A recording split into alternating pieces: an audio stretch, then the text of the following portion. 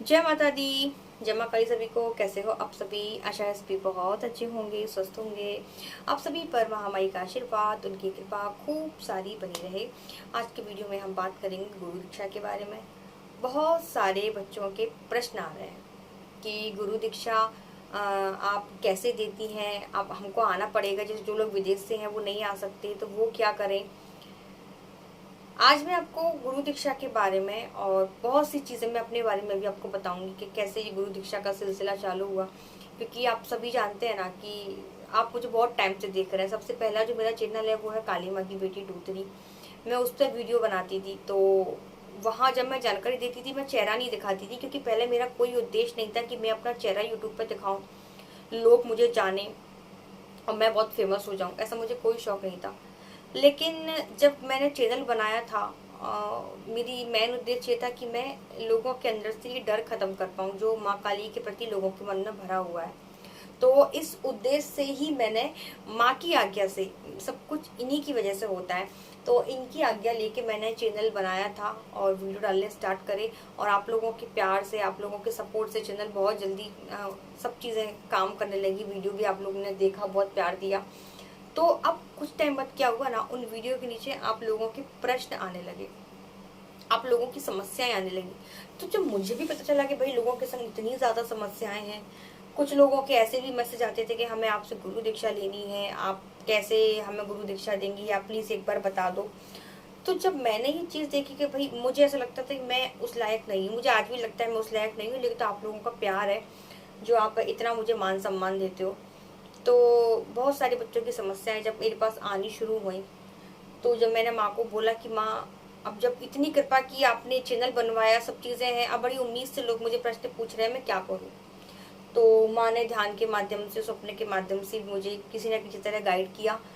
और आप लोगों के लिए फिर मैंने लास्ट में टेलीग्राम का चैनल बनाया। टेलीग्राम बनाने का मतलब ये था कि आप लोगों की जो भी समस्याएं हैं, जितना मुझसे हो सके मैं उतना आप लोगों की मदद कर सकूं। मेरा मेन ये था, क्योंकि माँ की कृपा से जो कुछ प्राप्त हुआ मैं अब छाती पर रख के कहाँ लेके जाऊंगी, सब आप लोगों में बटोर के जाऊं। तो बस टेलीग्राम बनाया और आप लोगों को मैंने बोला कि टेलीग्राम जिसको बात करनी है वो आ सकता है। वहां से बहुत सारी आपकी समस्याएं आनी चालू हो गई। मैया की कृपा से, माँ की इतनी असीम कृपा रही है, हमेशा मेरी लाज रखती है। जिस बच्चे को जो बताया बस वो काम माँ बना देती है। तो लोगों के काम बनने चालू हो गए मैया की कृपा से। तो जब लोगों के काम बनने चालू हुए तो माँ के प्रति विश्वास बढ़ा, मेरे प्रति उनका विश्वास बढ़ गया। फिर उनकी दूसरी इच्छा हुई कि अब आप, हमें आपसे गुरु दीक्षा चाहिए। अब आप बोले, कुछ लोग बोलेंगे कि आपके टेलीग्राम का नाम क्या है, हम आपसे कैसे बात कर सकते हैं? डाउट बीच बीच में क्लियर करते चलूंगी। टेलीग्राम का नाम है काली माँ की बेटी 23, ठीक है। और जहाँ पे शायद मेरी माँ काली का ही फोटो लगा हुआ है, ठीक है। और नंबर है 6262116068। इस नंबर पर भी आप बात कर सकते हैं। और काली माँ की बेटी 23 टेलीग्राम चैनल है, आप वहाँ भी बात कर सकते हैं। एक चीज़ बताऊंगी, टेलीग्राम चैनल पे मैं प्राइवेसी रखती हूँ ताकि कोई भी आपस में बातचीत ना कर पाए किसी तरीके की। वहाँ मतलब एक मर्यादा बनी रहे, इसलिए मैं टेलीग्राम के ग्रुप को बंद रखती हूँ। तो आप मुझे पर्सनली मैसेज कर सकते हैं, ग्रुप में से पर्सनली मैसेज आप मुझे कर सकते हैं, ठीक है। और ग्रुप में आजकल एक चीज चल रही है कि कुछ लोग ग्रुप में ऐसे ऐड हो गए हैं जो मेरे ही ग्रुप के बच्चों को पर्सनली मैसेज करते हैं, फिर अलग ग्रुप बनाते हैं, फिर वहाँ पता नहीं क्या क्या बातें होती है, मुझे तो नहीं पता। बहुत सारे बच्चों की शिकायत मेरे पास आ गई है। तो भाई ध्यान रहे कि मेरा जो ग्रुप है वो एक ही है, काली माँ की बेटी 23। और इसके अलावा एक है काली माँ की बेटी पूजा सामग्री करके, कुछ हमारे ही ग्रुप, हमारा ही ग्रुप है वो, ठीक है। तो मेरे बस ये दो ग्रुप है टेलीग्राम पे, इसके अलावा मेरा कोई ग्रुप नहीं है। अब कोई थर्ड पर्सन आपको दूसरे ग्रुप में ऐड कर लेता है, आपसे पैसे मांगता है, जो भी करता है, उसमें हमारी कोई जिम्मेदारी नहीं है। आप सब समझदार हैं, आप अपनी बुद्धि से काम लें, ठीक है। मेरे दो ही ग्रुप है। इस पर अगर आपके पास कोई भी मैसेज आता है, कुछ भी आपको दिक्कत है, फिर आप मुझे पर्सनली मैसेज कर सकते हैं, या ग्रुप की एडमिन है शक्ति श्वेता, आप उससे मैसेज कर सकते हैं। आपको किसी भी प्रकार की दिक्कत अगर ग्रुप में दिखती है, कोई भी मनचला व्यक्ति आपको मैसेज करता है, तो आप हमें बता सकते हैं, हम उसको तुरंत ग्रुप से हटा देंगे, ब्लॉक कर देंगे। एक चीज और बताऊं, उस ग्रुप में ना बहुत सारे बच्चे ऐसे जिन लोगों ने अपना नंबर शो कर रखा है, मोबाइल नंबर नहीं। सोशल मीडिया पे इस तरीके से अपना नंबर आपको शो नहीं करवाना चाहिए। आप प्राइवेसी लगा के रखें, बिना नंबर के भी अकाउंट बन जाता है या फिर नंबर उसमें हाइड हो जाता है। तो महिलाएं अपने नंबर को छुपा के रखें ताकि कोई भी अननोन व्यक्ति आपके पास मैसेज ना कर पाए। प्राइवेसी बना के रखें, टेलीग्राम में सारे ऑप्शन होते हैं, ठीक है। ये चीज हो गई। तो जब आप लोगों की समस्याएं बहुत ज़्यादा सॉल्व होने लगी तो आप लोगों का विश्वास बढ़ा। अब बच्चों के मैसेज आते हैं कि हमें आपसे गुरु दीक्षा लेनी है, हमें आपसे गुरु दीक्षा लेनी है।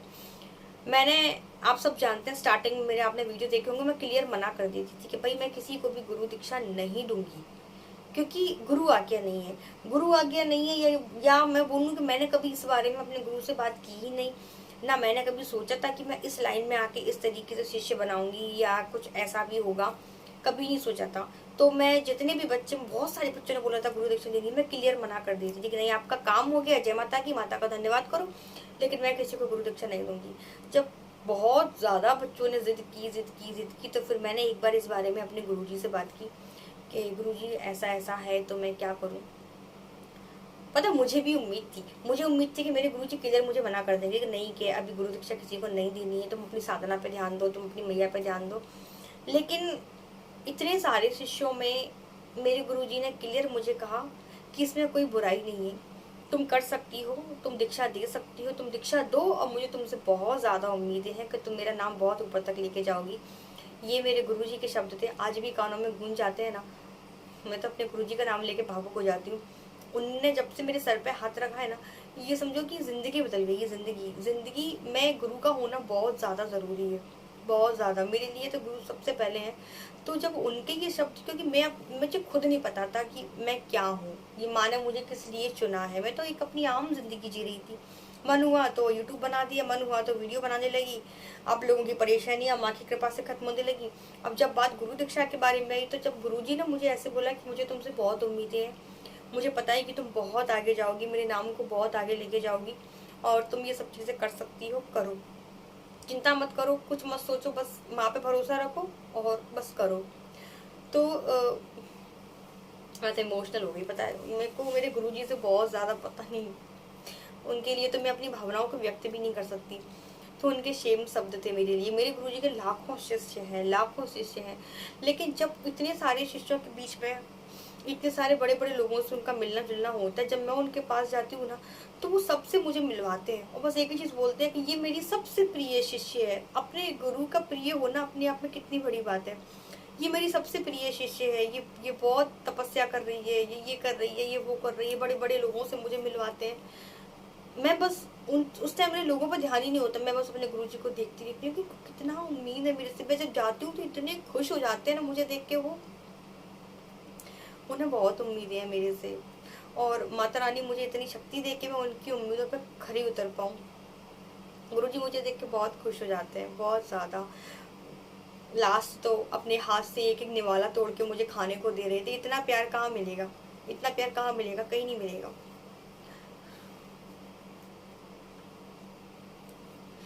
तो बस यही बात है। एक मिनट, हाँ, तो हम बात कर रहे थे गुरु दीक्षा के बारे में। तो जब आप लोगों की बहुत सारी जिद हुई तो मैंने अपने गुरुजी से पूछा था कि मुझे क्या करना चाहिए, तो उन्होंने मुझे हाँ कर दिया था। उसके बाद ये गुरु दीक्षा का सिलसिला चालू हुआ, और उसके बाद ही मुझे माँ काली के मंदिर निर्माण का ऐसा मन में भाव आया कि मुझे मंदिर बनवाना चाहिए माँ काली का। फिर मैंने आप लोगों के सामने ये बात रखी कि मैं माँ काली का मंदिर बनवाना चाहती हूँ। तो आप लोगों ने भी मुझे इतना सपोर्ट करा कि दीदी आप बस तैयारी करो, हम सब आपका साथ देंगे। तो आप लोगों के प्यार से आज यहाँ तक काम पहुँच गया है। चलो, माँ का मंदिर का काम चालू है और बन जाएगा, बहुत जल्दी बन जाएगा, आप लोगों के बीच में सब चीज़ें आएंगी। तो इस तरीके से गुरु दीक्षा का सिलसिला चालू हुआ था मेरा, और बहुत सारे बच्चों ने दीक्षा ली। उस टाइम पे ना, जब मैंने गुरु दीक्षा के लिए हाँ किया था, तो बहुत सारे बच्चे ऐसे आते थे कि हमको गद्दी लगानी है, हमको सवारी चाहिए, और हमारी शक्तियों का किसी गुरु ने बंधन कर दिया, आप खोल दो, हम गद्दी लगाएंगे, आप हमें गाइड करो। तो जब ये सब चीज़ें, मैं ये नहीं बोलती कि सवारी नहीं आती, सवारी आती है, लेकिन मैंने इस बारे में अपने गुरुजी से बात की, क्योंकि उनको मेरी भावनाएं पता है माँ काली को लेके। तो मैंने उनको बोला कि मैं किसी भी ऐसे बच्चे को दीक्षा नहीं दूंगी जो सवारी लालच ये सब करेगा। तो गुरुजी ने मुझे एक ही चीज़ बोली कि ऐसा नहीं है, क्या मैं दीक्षा नहीं दे रही, अगर बच्चा सही है तो दीक्षा दो, लेकिन उसको पहले सारी चीजें क्लियर कर दो कि भाई सवारी क्या चीज है, योगिनी क्या चीज है, शक्तियां क्या चीज है, इनके क्या दुष्परिणाम रहेंगे, क्या नियम रहेंगे। उसके बाद मैंने अपने मन में ठानी थी कि किसी भी सवारी वाले गद्दी वाले बच्चे को मैं दीक्षा नहीं दूंगी जिसके मन में गद्दी का लालच है, जिसे सवारी का लालच है, जिसे माँ की तरह पूजना है, जिसे भगवान में मंदिर की तरह पूजना है। ऐसे लोगों को मैं दीक्षा नहीं दूंगी। तो सबसे पहली चीज, मेरी गुरु दीक्षा का नियम ये है कि मैं किसी भी सवारी वाले बच्चे को, जिनको सवारी आती है उनको दीक्षा मैं देती हूँ, ठीक है।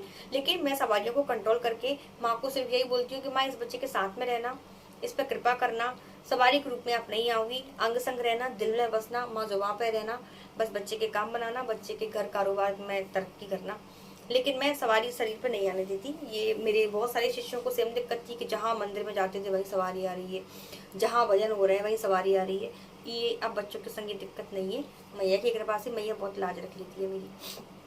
तो दीक्षा का पहला नियम कि जिनको सवारी गद्दी का लालच नहीं है वही दीक्षा के लिए बात करेंगे। जिनको 1% भी ये है कि हम धाम भरें, हमारे पास लोग आए, हम सवारी आए, हम ये सब काम करेंगे, तो मैं दीक्षा नहीं दूंगी। दूसरी चीज, मैं बहुत वैष्णव तरीके से ये माँ का दरबार चलाती हूँ। मैं नहीं चलाती, माँ क्या निकल जाता है मेरे मुंह से कभी कभी, माँ सब कुछ करती है। तो यहाँ पे इस दरबार में मीट, मांस, मच्छी, अंडे, इन सब चीजों का परहेज होता है। ये सात्विक दरबार मैया का है। मैं किसी भी ऐसे बच्चे को दीक्षा नहीं देती जो मांस मच्छी खाता हो, जो शराब पीता हो।